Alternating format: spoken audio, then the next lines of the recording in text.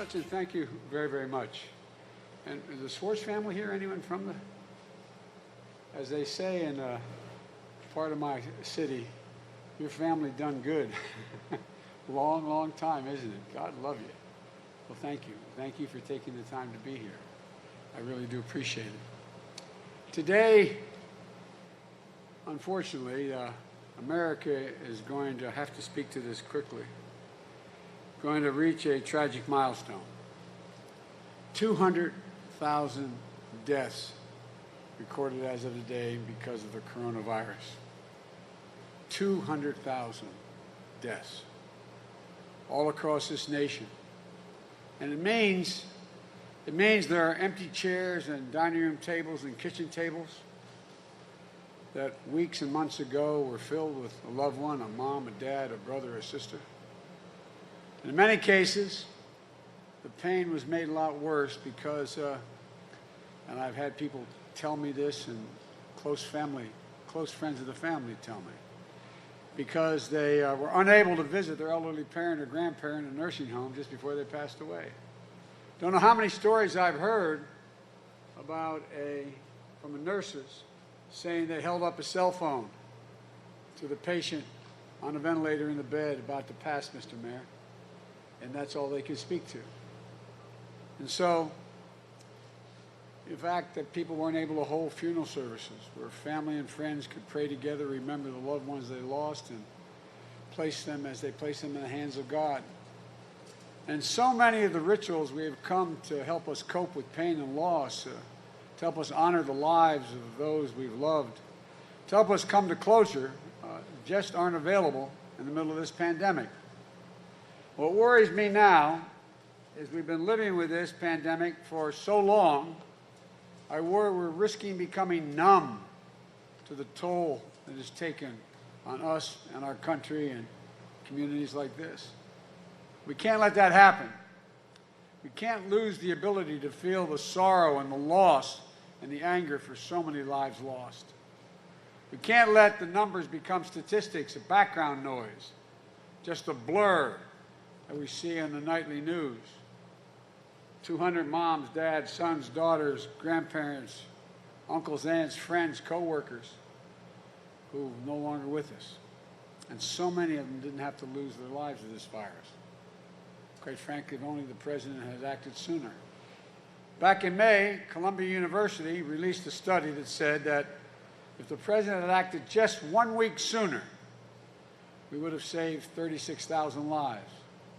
Today, the leading model being used to track the virus, one which the White House and many others rely on, that model says between now and the end of this year, while we're waiting for a vaccine, between now and the end of the year, we're going to lose up to 200,000 additional lives. It ranged from 178,000 to 200,000. And it points out as well that if we act by doing what you're doing here in Wisconsin, wearing masks and making minimum requirements to meet this, we could save over 115,000 of those lives. So I hope to God we'll not learn the same lesson, have to learn the same bad lesson we learned the first 9 months. Due to Donald Trump's lies and incompetence in the past 6 months, have seen one of the gravest losses of American life in history. But sadly, it's not over.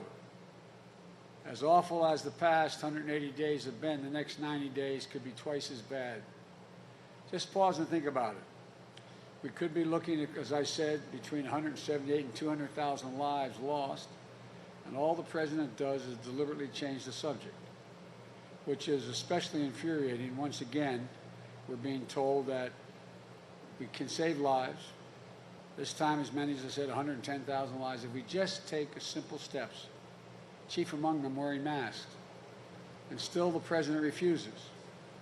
In fact, we just watched him hold an indoor rally with thousands of people, many of whom weren't wearing masks, despite the clear evidence that we're putting every one of those people's lives at risk.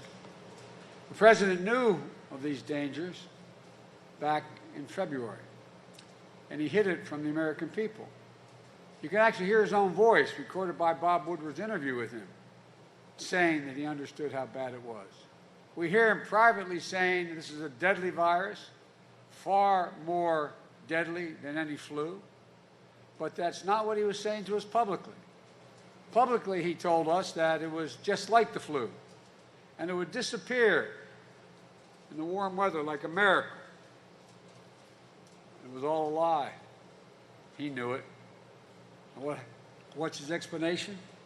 He said he didn't want to see the American people panic. He didn't want to panic, though. Trump panicked.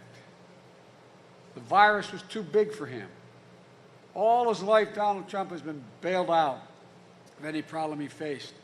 And with this crisis, a real crisis, the crisis that required serious presidential leadership, he just wasn't up to it. He froze.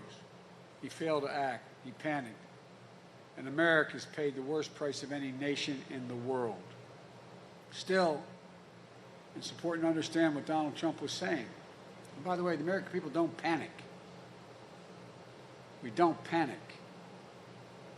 Understand what he was saying, because it crystallizes his whole worldview. When Donald Trump said he didn't want to create a panic, he wasn't just talking about a health panic. He was focused on the stock market. Trump was worried that if he told the public the truth, there would be a panic on the financial markets, and that would hurt his chances of being reelected. That's how Donald Trump views the world. He sees the world from Park Avenue. I see it from where I grew up in a town like this, from Scranton, Pennsylvania. Hard scrapple, hard-working town, just like this and so many more across Wisconsin. When I look at the world from Park Avenue, basically all you can see is Wall Street. And you think Wall Street built this country? Well, let me tell you. You think that Donald Trump, as Donald Trump does, that handing out a $1.5 trillion tax giveaway, primarily for large corporations and wealthy qualifiers, is an economic plan. You think like Trump that $15 an hour is too much for America's essential workers. You eliminate overtime pay for millions of American workers. You try to take away health care from 20 million Americans in the middle of this pandemic. He's in court today trying to get that done. You try to take away protections for pre-existing conditions for 130 million Americans. You propose a plan that, in order to make it look good, you're going to get a little bump in your pay because you're not going to take out withholding for your Social Security. But guess what? The actuary at Social Security says if he does that, Social Security will be bankrupt by the middle of 2023. You might get that out of your paycheck, a little more in your paycheck, but guess what? Go home and tell your mom and dad. Say goodbye to Social Security. They worked for their whole lives. You think being tough with China is a trade deal that opens the door to big banks to make money in China. That's basically all we got out of it. A lot of dairy farmers and manufacturing went under. But guess what? We're starting a trade war that leads to a surge in farm bankruptcies, and America throws American manufacturing into a recession. But you know what happened? I didn't know this at first. I couldn't understand why I was so excited about it. America's banks, Citibank and others, got to open up in Beijing. They weren't able to before. He scuttled a deal to lower prescription drug prices. He apparently had a deal. But he wanted the pharmaceutical companies, before they lowered the prices, to do something that they thought was unethical. He asked them to send out $100 checks with his name on it to Social Security, to the elderly, saying that that's the down payment. They said, we're not going to do that. They weren't going to do it, so the deal fell apart. And now some 30 million Americans are on unemployment. You think the way to get American economy back on track is to give another gigantic multi-million-dollar tax cut to the very wealthy? And here's what they're doing. The tax rate all of you pay in here is going to be higher than billionaires who make their money on investments. This is not exaggeration. He wants to lower again, costing $30 billion of the Treasury, lower the capital gains tax to 15%. So while someone who makes their monies off the market is paying the 15% rate, you're paying it at 24, 26, 28, depending on your tax bracket rate. It's not right. Workers here pay close to twice that amount, close to 30%. Trump's tax cut for the wealthy is going to cost billions of dollars a year, and those who, and whose hide does it come out of? It comes out of your hide. The simple truth is that Donald Trump ran for office saying he would represent the forgotten men and women in this country. And then once he got in office, he forgot us. Not only did he forget them, though, the truth is that he never really respected us very much. Oh, he loves his rallies. The next time he holds one, look closely. Trump keeps his distance from anyone in the rally. The folks who come are packed in tight as they can be, risking disease, mostly without masks, but not Trump. He safely keeps his distance. As a reporter, they showed a couple days ago, a reporter trying to come up, or someone come to us, he said, no, you got to keep your distance. I don't get close to these people. He's willing to let everybody else in the crowd risk their life, but not him. And now we know what he really thinks of the people who come to his rallies from someone who saw it up close and wrote about it, up close in the White House. The former employee said he calls his own supporters, quote, disgusting. He said, one of the benefits of this pandemic is he doesn't have to shake their hands. He doesn't have to shake their hands. That's a good thing about the pandemic. For Trump, these rallies are about entertainment, adoration, and not respect. But you don't kid yourself. This is a one-way street. Of all the things that Trump has said and done, nothing is more offensive than the way he's spoken about many of you and the brave women and men who served in the nation in uniform, those who have given their lives in service to this nation. It's been confirmed by every outlet that he referred to them as losers and suckers. That's what Trump calls those who served and made the ultimate sacrifice. Let me tell you something. My son, Beau, served and volunteered to go to Iraq for a year, won the Bronze Star, came home decorated, came home with stage 4 glioblastoma and died of cancer. He wasn't a loser. He wasn't a sucker. He was a patriot. And all those people with whom he served volunteered were patriots as well. Just like your sons and daughters and many of you, your moms and dads. Frankly, I've dealt with guys like Trump my whole life. Guys from the neighborhood I come from would look down on us because we didn't have a lot of money, or your parents didn't go to college. Guys who think they're better than you. Guys who inherit everything they've ever gotten in their life and squander it. Guys who stretch and squeeze and stiff electricians and plumbers and contractors, working on their hotels and casinos and golf courses, just to put a few more bucks in their pocket. Guys who do everything they can to avoid paying their taxes they owe because they figure the rest of us, the little people, we can pick up the tab for the country. Do you have any doubt that the reason we haven't seen Trump's tax returns is because they want to know what he paid? They've only seen 4 Trump tax returns in the last 45 years. And I don't think there's been any in the last, ever since he's been running for president. He had to turn some of them over to start a casino in New Jersey. He had to show his taxes. And they showed that he paid zero. You know, he talks about the billions of dollars. He paid zero. Nothing. That's a fact. And when he was asked about it, you know what he said? This is why I really don't like guys like this in my neighborhood. He said, it makes me smart. Or another way, I'm not a sucker. Why should I pay when I can figure my way out? Zero.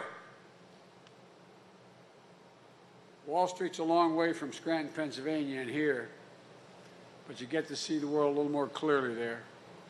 I grew up understanding, as I believe all of you did, that Wall Street didn't build this country. hard-working people given half a chance. The middle class built this country, and unions built the middle class. Unions, union labor, like the folks in this room. You know, I've learned a few simple lessons from my parents that I've never forgotten. One was from my mother. She used to say, and this is God's truth, Joey, remember, nobody's better than you, but everyone's your equal. Nobody's better, but everyone's your equal. It's pretty simple. We're all equal, the way I was raised, and we should be treated that way. I have to admit, I got my back up a little bit recently about something I saw and was on national television about the race. Some of the national, and I don't think they meant anything by it, but I don't think they know how insulting it is. It was, you know, Joe Biden, if elected, will be only the first president who didn't go to an Ivy League school in a long time. Like somehow, that meant I didn't belong. How could a guy who went to a state school be president? My reaction was the same it has been my whole life, and I have to admit it. I've said it. I have to admit it, and I'm not proud of it. But, you know, you close the door on me because you think I'm not good enough. Guess what?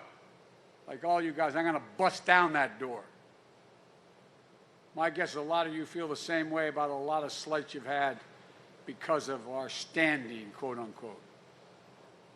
I say it's about time that a state school president sat in the Oval Office.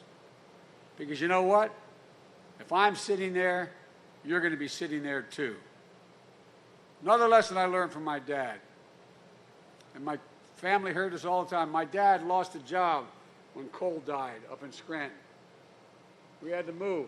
He had to go to my grandpa, his father-in-law, and say, can Jean, my wife, my mom, can Jean and the kids stay with you for about a year? I'll make it up to you. I got to move to Delaware where there's a job. I'm going to come home every weekend. Talk about pride. Well, he used to say, Joey, remember, a job's about a lot more than your paycheck. It's about your dignity. It's about respect. It's about your place in the community. It's about being able to look your kids in the eye and say, honey, it's going to be all right. The dignity of work. What you do matters. You matter. That's why I want to change the tax code. Instead of rewarding just wealth, and I don't want to punish anybody, but instead of just rewarding wealth in this country, it's about time we start to reward work. Under my plan, nobody making less than $400,000, and I don't make it and you don't make it, I don't think, in this country will see their taxes go up. But if you make more than $400,000, you're going to start to pay more. I'm not looking to punish anyone. I just think about the time. It's about time the wealthiest and the biggest corporations, most profitable companies, began to pay their fair share. You got about 90 of them paying zero, making billions of dollars. They pay no tax at all, zero. How can that be fair? The president talks all the time about how great the economy is. Well, I don't know what you all think, but where I come from, and a lot of places in this state, it's not so great. In the middle of this pandemic, now, the billionaires in this country have seen their wealth increase by $800 billion. Let me explain that again. All the billionaires in America, during the pandemic, their net worth combined, according to the studies, have increased by $800 billion. And the rest of us? Well, 30 million people are unemployed. 20 million Americans are at risk of losing their home because they can't find the rent payment. 7+ million Americans are working part-time who want to work full-time. Evictions are on the rise. And for a lot of families, the kids are at home, not in school. I believe it's the working people of this country that need a tax break. And under my plan, they're going to get one, whether you're buying your first home, or pay for your health care premiums, or child care, or caring for an aging parent. You're going to be able to afford it. I've said it many times during this pandemic. We need to do more than just praise our essential workers. We need to pay them. We need to make health care affordable for every American.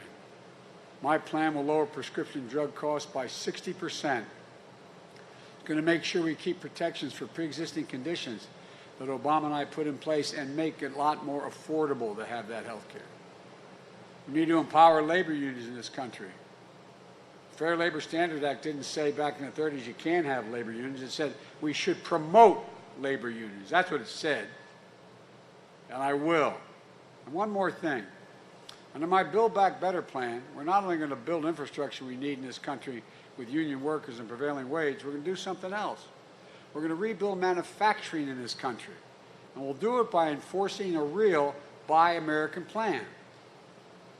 Look, the federal government has spent $600 billion a year in purchasing power that the federal government has every year from tax dollars and determines how it's used. When I'm President of the United States, God willing, American companies with American workers building American products using American supply chains are going to be the only ones who get the contracts. That means American aluminum for infrastructure, for developing more wind and solar and hydroelectric power, electric vehicles to replace cars in the federal fleet.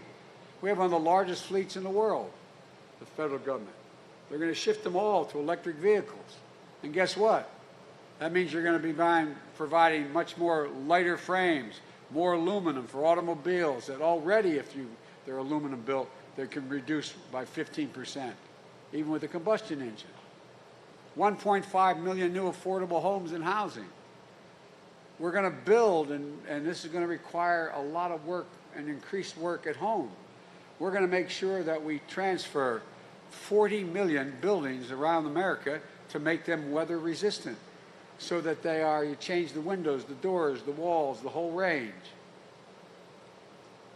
Building back better means firing up our shuttered foundries and forging ahead toward a future that's truly made in America. I want to spend just a few moments talking about those who voted for Donald Trump last time. When I was out here in our administration, you voted for us, and then an awful lot of people in this county changed and they voted for Trump last time. I know many of you were frustrated. You were angry. You believed we weren't seen. You weren't being seen, represented, or heard. I get it. It has to change, and I promise you this. It will change with me. You will be seen, heard, and respected by me. This campaign isn't about just winning votes. It's about restoring the basic dignity in this country that every worker deserves. Basic dignity that we all have. Without winning back the hearts and, yes, the soul of America, we're not going to make it. You know, just a few days ago when I was asked about the death count approaching 200,000, the President said, and I quote, he said, I won't quote him, the President said, if you take out the blue states run by Democratic governors and just look at the red states, Republican governors are doing quite well. Now, of course, it's a simple factual matter, it's just not true. If you just count all the deaths in the red states, we are number 2 in the world in deaths, just behind Brazil. But more fundamentally, it reflects on the part of Donald Trump that he has a deeply flawed and divisive view of the United States, this nation and the job he holds. Think about what he's saying. He's saying if you live in a state like Wisconsin, Michigan, Pennsylvania, states with Democratic governors, you're not his problem. He has no obligation to you. He's not responsible for you as president, your family, or your well-being. I don't see the presidency that way. I don't pledge allegiance to red states of America or blue states of America. I pledge allegiance to the United States of America. One nation, indivisible, under God, for real.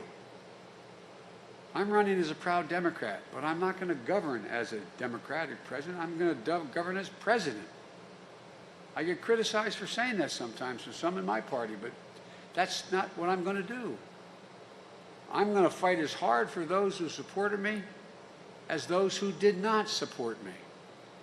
This is not a partisan moment, for God's sake. This has to be an American moment. In the next few weeks, we have a chance to put anger and division and the darkness that overtaken this country behind us. We got to put it behind us. I know I've been criticized since I entered the primaries about, I say I want to unite the country. We have to unite the country. This is not who we are. And we can. We've done it so many times in our history. We've begun anew. If we get control of this virus, we can. We can reward work. We can fix the health care system. We can be a safe and just nation. We can deal with the existential threat of climate change, which aluminum is going to be a gigantic part of. We can be what we are at our best. One nation, one people, one America. We just have to remember who in God's name we are. This is the United States of America. In our long history, there's been nothing we've been unable to do, nothing we've been able to overcome when we've done it together. And I'm confident, going all over this nation, we can do it together. The American people are hungry. We have to bring the nation together. That's going to be my primary job. And I want to thank you all. God bless you for what you're doing. May you all stay safe. And may God protect our troops. Thank you so much, Mr. Mayor. Thank you, and thank you, ma'am. Appreciate it.